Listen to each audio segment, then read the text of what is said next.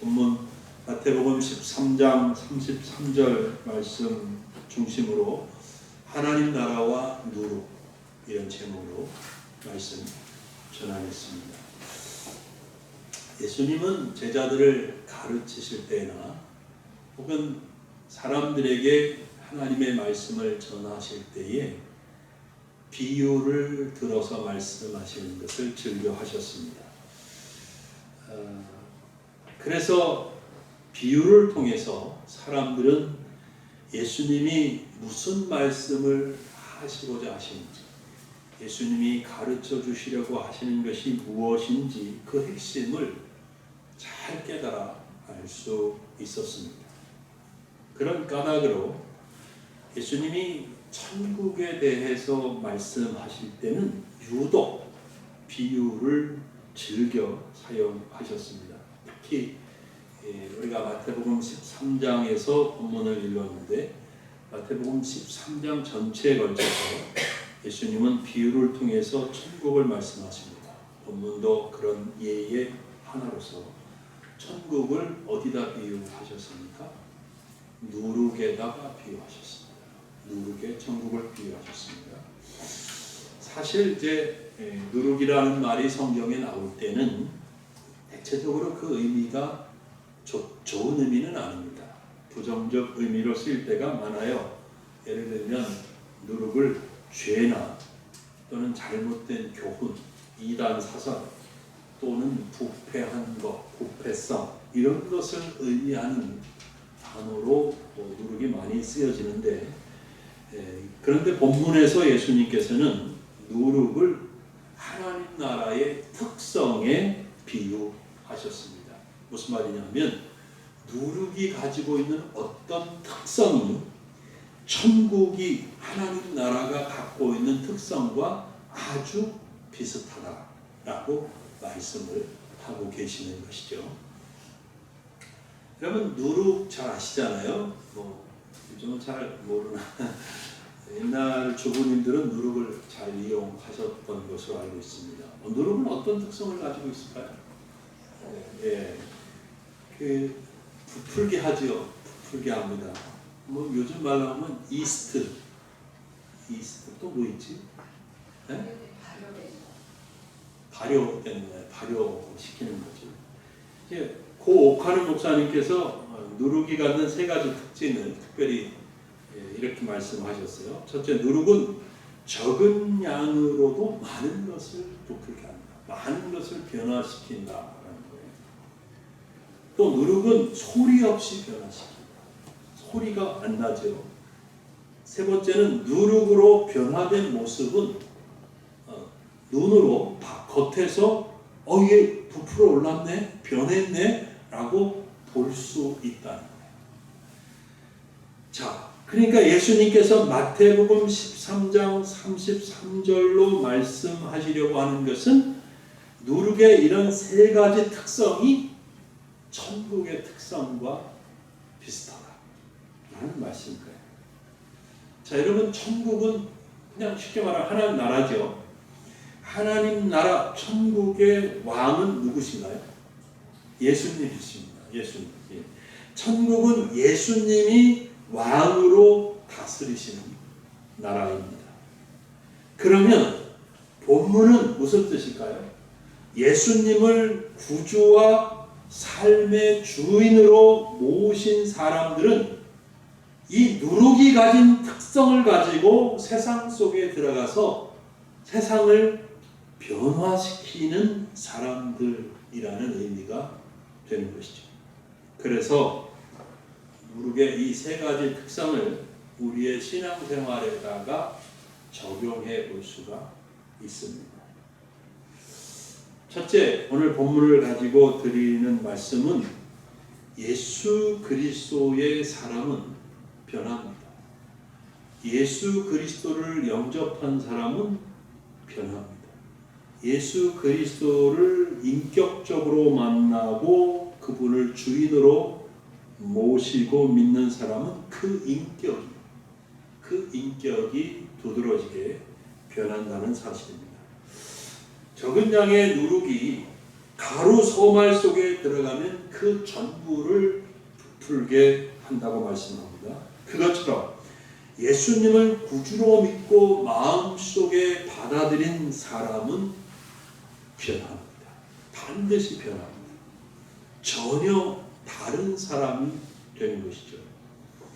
그의 인생에서 가장 중요한 것이 바뀝니다. 그래서 중요하게 여겼던 것들이 이제는 별 볼일 없는 것, 하찮은 것, 무관심한 것이 되고요. 그동안에는 무관심했던 거, 아유 저거 뭐 아무것도 아니고 별거 아니야 라고 생각했던 것들이 이제 나의 삶에 정말 중요한 것으로 변화가 일어납니다. 여러분, 세상을 살아가는 방식도 변합니다. 이 세상에 사는 동안 더 이상 세상에 그닥 큰 소망을 두지 않습니다. 영원을 사모하며 이 땅에 사는 동안 무엇인가 의미 있는 삶을 살려고 애씁니다. 그러다 보니까 직장 생활도 그 자기가 받은 업무에 대한 태도가 달라지죠. 하나님 앞에서 어떤 사명감 같은 것을 갖고 열심히 더 기도하면서 더 잘해보려고 하는, 그리고 더 아름답게 하려고 하는 그런 변화가 일어나죠. 자, 이런 변화는 놀라운 변화입니다. 그래서 사도 바울은 고린도후서 5장 17절에 새로운 피조물이라고까지 말합니다. 새로운 피조물이다. 그런즉 누구든지 그리스도 안에 있으면 새로운 피조물이라. 이전 것은 지나갔으니 보라 새 것이 되었도다. 이렇게 말씀하십니다. 사도 바울은 또한 성령의 감동을 받아서 말하기를 하나님의 자비하심으로 권한다고 하면서 예수를 믿는 우리가 변화받아야 한다.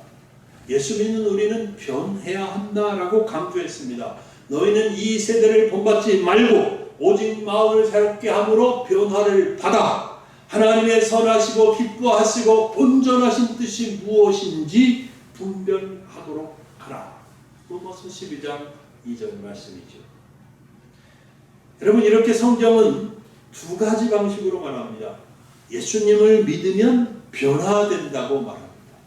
또한 예수를 믿는 사람은 변화를 받아라. 그렇게 말씀하기도 합니다. 그러니까 뭐예요? 성경은 예수님을 믿는 사람이 변하는 것에 대해서, 변화를 받아야 된다는 것에 대해서 많이 말합니다. 많이 말해요. 변하지 않으면 인간은 그 주의 본성 때문에 하나님을 기쁘시게 할 수가 없어요. 하나님의 법에 굴복할 수도 없습니다. 기독교인으로서 마음의 근본적인 변화를 갖지 못하면 그는 하나님의 뜻을 헤아려 알 수가 없습니다.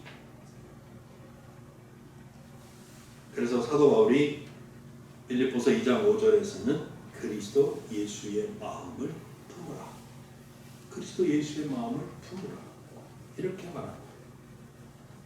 우리의 부패한 인간적 본성을 버리고 예수 그리스도 안에서 새 마음을 가질 때 우리는 하나님께 올바로 예배를 드릴 수 있고 또한 하나님의 신실한 종이 되어서 하나님의 마음을 시원하게 해드릴 수 있는 사람이 됩니다.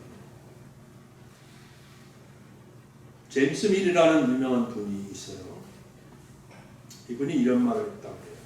인간이 글을 배우고 고상한 고전 같은 책들을, 좋은 책들을 많이 읽으면 사람이 선해지고 행복해질 수 있다.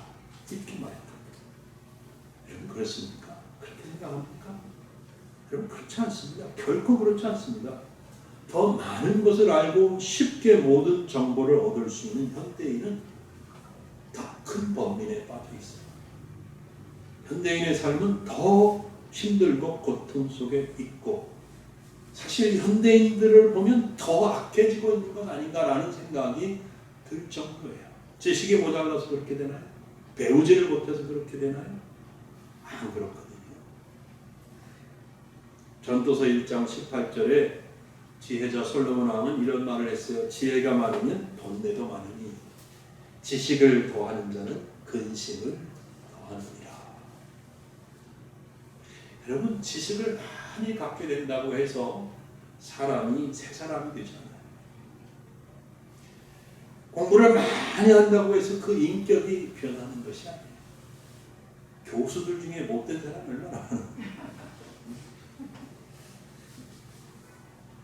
사랑하는 여러분, 오직 예수 그리스도만이 인간을 변화시킬 수 있습니다.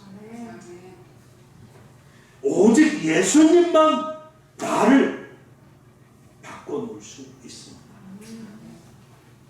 예수님은 마치 적은 누룩이 가루 서마를 부풀게 하듯이 소리 없이 우리 마음속에 들어오셔서 우리를 인격적으로 만나주시고 그리고 우리를 서서히 변화시켜 가십니다. 그래서 우리가 하나님의 말씀에 늘 귀를 기울이고 그 말씀을 깊이 깨닫게 될 때 내 속에서는 예수 그리스도의 생명이 역사하기 시작합니다.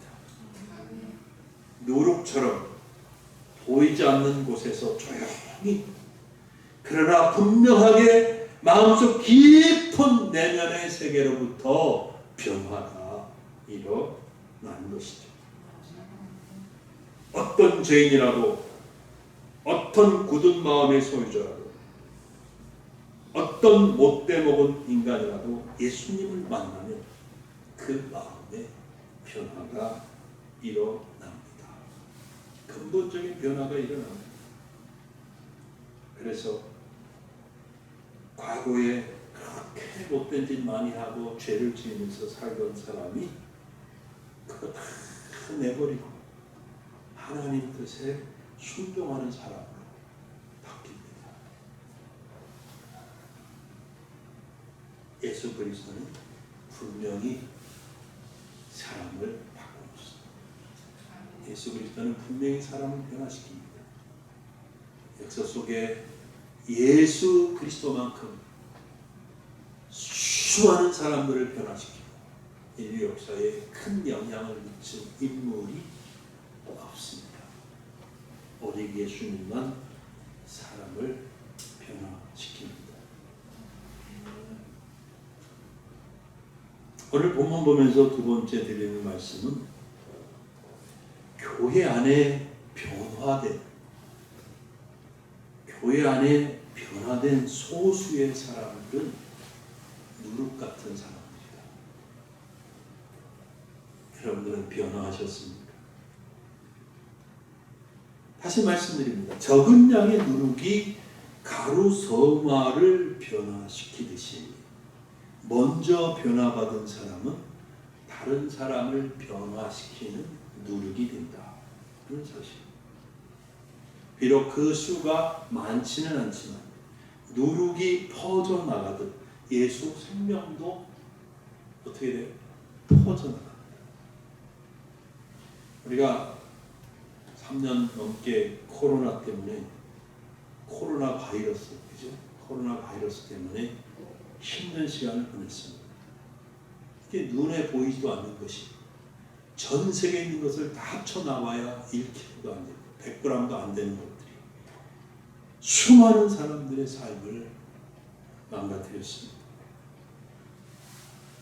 눈에 보이지 않는 이것이 자꾸 퍼져나갔기 때문입니다. 여러분 웃음 바이러스라는 말 들어보셨죠? 웃음 바이러스. 또 행복 바이러스라는 말도 들어보셨죠? 그렇습니다. 우리 중에 한 사람이 웃기 시작하면 다 웃게 돼요. 웃음 바이러스가 전염되는 거죠. 우리 중에 누가 너무 행복해하고 밝은 얼굴을 매주일 나타나고 막 행복 바이러스가 그를 통해서 뿜뿜뿜 뿜어져 나오면 교회 오기 와서 그 사람만 보면 그냥 나도 기분이 좋아지고 행복해지는 거지.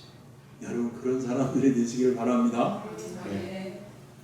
그렇듯이 한 사람 속에 있는 예수 생명이 흘러넘치면 많은 사람에게 옮겨갑니다.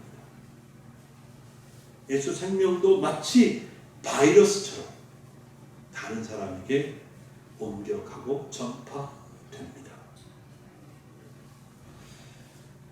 좋은 예가 있는데요. 교회 역사에서 16세기에 종교개혁이 일어났지 않습니까? 그 이후 교회는 사실 꽤 빠른 속도로 부흥을 경험하기 시작했어요. 부흥하기 시작했어요.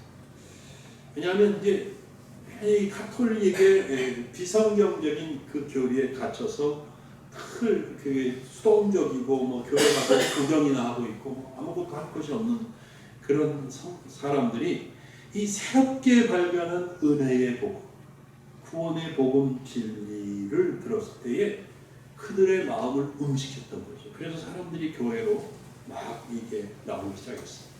근데 시간이 지나면서 다시 교회가 부패하기 시작했습니다. 왜 그러냐면 이 은혜의 복음을 잘못 이해하면서 게으름과 악함이 교회 안에 스며들어 왔기 때문입니다. 이때 소수의 사람들이 경건운동이라고 하는 것을 일으켰습니다.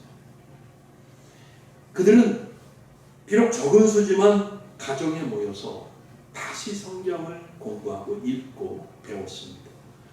그리고 정말 예수 그리스도 안에서 사랑의 교제를 나누기 시작했습니다. 그러면서 그들이 변하기 시작했습니다. 그들의 죄와 게으름을 회개했습니다. 정말 하나님께서 자기들에게 원하시는 모습이 어떤 모습인지 깨닫기 시작했습니다. 근데 이 운동이 소수 속에서 일어난 이 운동이 퍼져나갔습니다. 그래서 마침내 교회의 변화의 바람을 일으켰던 거죠. 이것이 그 유명한 교회 역사 속의 경건주의 운동입니다. 이 운동이 독일에서 시작됐는데요. 유럽 전역을 휩쓸고 나중에는 미국 대륙까지 퍼져 나간 소위 경건주의 운동이라고 합니다. 여러분 기독교 역사를 보면 성경을 봐도 그렇죠. 성경을 보고 기독교 역사를 보면 하나님은 항상 나무의 그루터기 같은 사람들을 남겨두세요. 나무의 그루터기. 나무가 배임을 당하여도 그 그루터기 그것까지 뿌리까지 다 끊어서 뽑아내지 않고 그 그루터기가 남아있다면 다시 그 그루터기에서 싹이 나고 뭔가 생명이 자라기 시작하잖아요. 그죠? 그것처럼 아무리 교회가 부패해도 하나님은 나무의 그루터기 같은 경건한 성도들을 언제나 남겨두십니다. 아멘. 그리고 그들은 소수예요. 근데 하나님은 그 소수의 하나님의 사람들을 통해서 언제나 일하셨습니다. 기독교 역사 속에서 하나님은 늘 그렇게 하셨어요. 비록 소수지만 그들은 하나님 눈에 아주 귀하고 중요한 사람들이었습니다. 여러분, 저와 여러분은 예수 생명을 품은 사람입니다. 아멘 하실 수 있어요? 아멘. 저와 여러분은 예수 생명을 품은 사람들입니다. 우리는 이 썩어져 가고 있는 세상에서 하나님이 남겨놓으신 그루터기 같은 사람들이다 라는 생각을 꼭 하실 수 있길 바랍니다. 나는 그루터기다. 하나님은 우리를 통해서 나를 통해서 일하시고 싶어 하십니다. 아멘. 우리가 소수이지만 하나님은 우리를 통해 다른 사람이 변화되는 것을 기대하고 계십니다. 그러므로 우리는 예수 생명이 넘쳐 흐르는 사람들이 되어야 되는 것이죠. 할렐루야.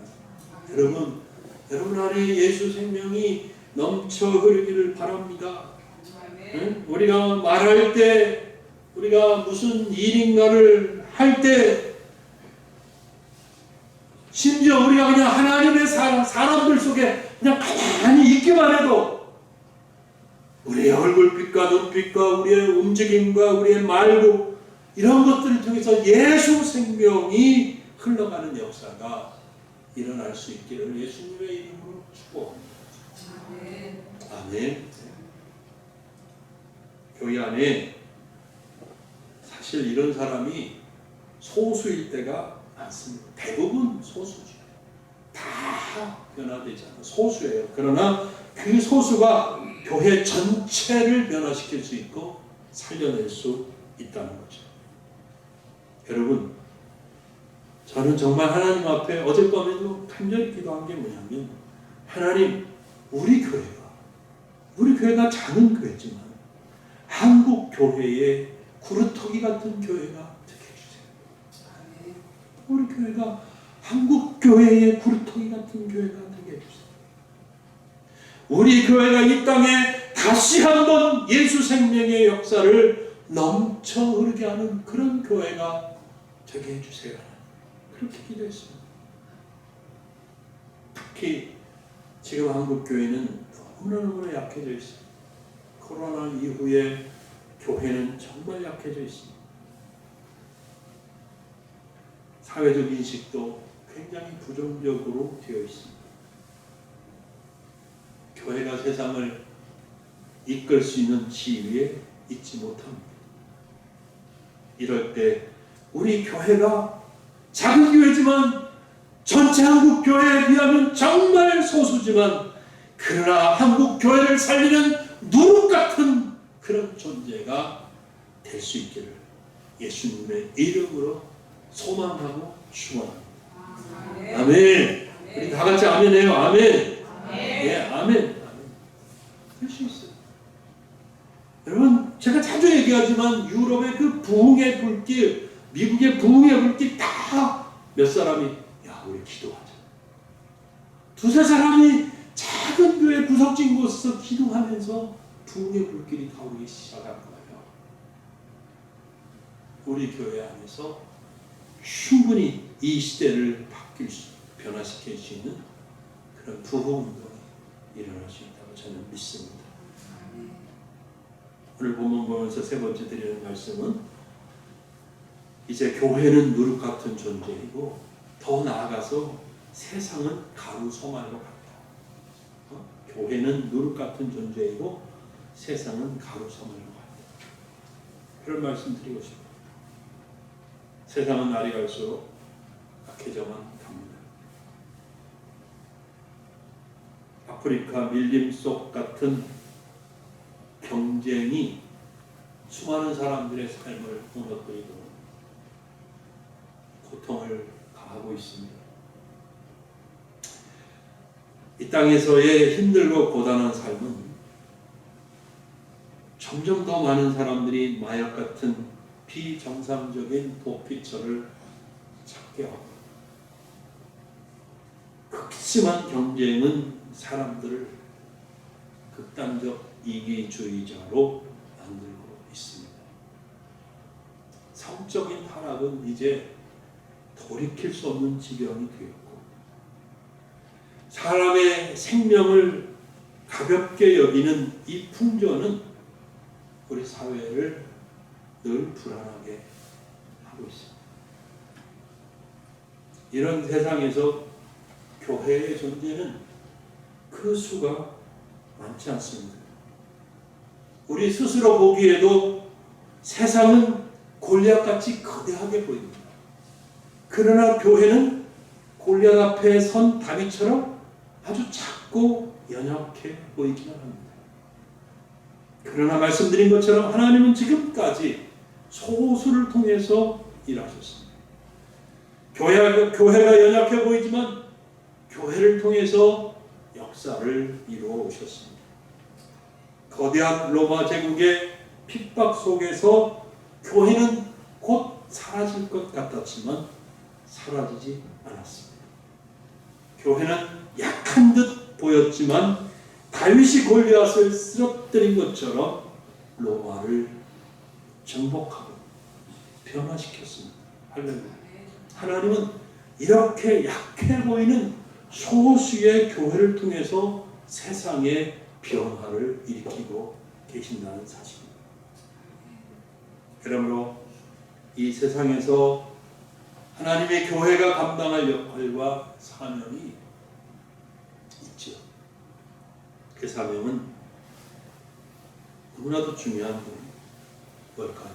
바로 이 세상에 예수 생명을 터뜨리는 것입니다. 예수 생명의 바이러스를 터뜨리는 것입니다. 교회는 이 세상에서 누룩 같은 존재라고 말씀드렸습니다. 그리고 세상은 가루 서말과 같습니다. 그러므로 교회는 세상을 변화시킬 수 있습니다. 분명히 있습니다. 어떻게 해요? 우리 각자가, 우리 성도들 각자가 정말 믿음 안에 굳게 서 있고, 그래서 자기 분야와 일터에서 최선을 다하고 아름다운 믿음의 성도의 모습을 보여주면 그것을 보는 세상은 점점 예수 생명에 전염되고 그리고 변화되기 시작할 거라고 확신합니다. 우리 성도들이 그렇게 살아야 합니다. 그런 삶이 바로 이 땅에 성도가 존재하는 이유입니다. 우리는 이것을 위해 기도하고 또 말씀으로 보장해야 할 것입니다. 하나님의 능력을 힘입어 누룩처럼 세상을 변화시키는 하나님의 성도들이 되십시다. 아멘. 우리는 각각 이 세상에서 작은 예수가 되어야 합니다. 우리를 보고 사람들이 예수님을 볼 수 있고 느낄 수 있으면 얼마나 좋겠습니까? 그런 성도님들이 되시기 바랍니다. 여러분, 저는 분명히 말씀드릴 수 있어요. 예수 생명으로 충만한 사람은 다른 사람과 자기 자신을 비교하지 않습니다.